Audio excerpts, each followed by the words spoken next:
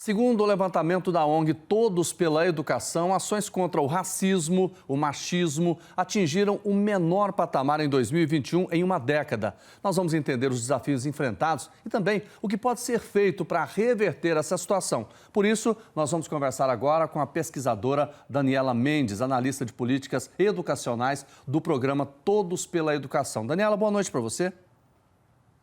Boa noite, Jordevá. Boa noite a todos que nos assistem. Esse dado é preocupante, hein, Daniela? Sim, é um dado bem preocupante. Ele fala não só sobre a qualidade da educação do nosso país, de maneira mais formal, né, sobre como as pessoas, como as crianças e os jovens estão aprendendo, mas também sobre como a formação cidadã está ainda com muitos gaps, né, muitas lacunas que não são respondidas. Então, a gente precisa melhorar tanto do ponto de vista da educação formal quanto da educação cidadã. Daniela, apenas a metade das escolas públicas do país tiveram ações contra o racismo em 2021?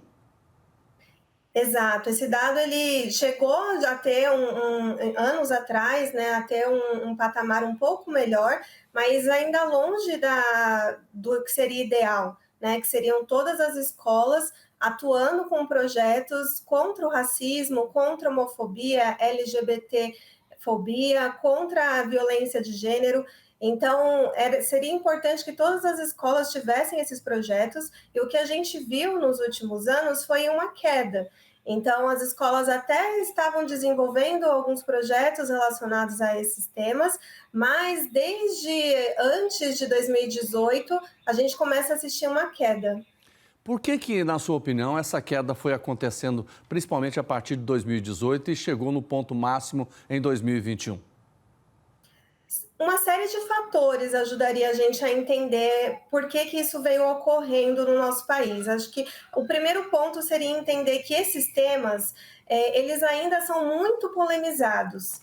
Então, isso acaba dificultando com que as escolas atuem com projetos que envolvam os alunos num processo de aprendizado e de formação para lidar com esses temas. Então, tanto o racismo quanto a homofobia e a questão de gênero ainda sofrem uma resistência na sociedade e, em meados de 2018, a gente começa a ver uma onda ultraconservadora que faz com que seja mais difícil debater esses assuntos em diferentes espaços da sociedade, mas, sobretudo, nas escolas.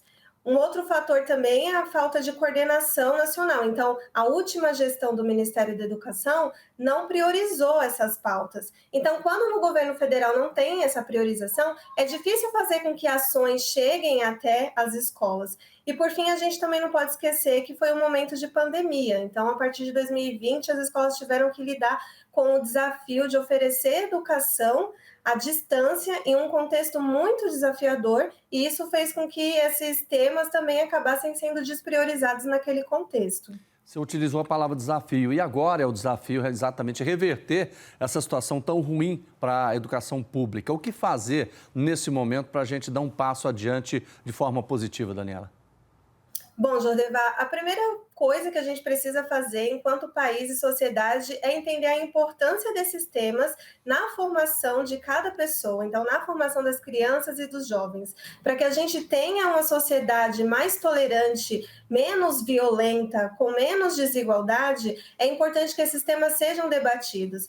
Então, a partir do momento que as pessoas entenderem a importância, é fundamental que o governo federal atue, né, priorizando esses temas, ajudando as escolas. Então, o governo federal tem um papel importante de priorizar e induzir os estados e os municípios para que as escolas das suas redes desenvolvam esses projetos. Então, é importante ter um apoio direto à escola, né? Seja com material didático, com formação de professores e de profissionais da educação, com apoio pedagógico em sala de aula. Então, existe uma série de ações que o governo federal, por exemplo, pode fazer para apoiar os estados e os municípios no desenvolvimento de ações dentro das escolas relacionadas a essas temáticas.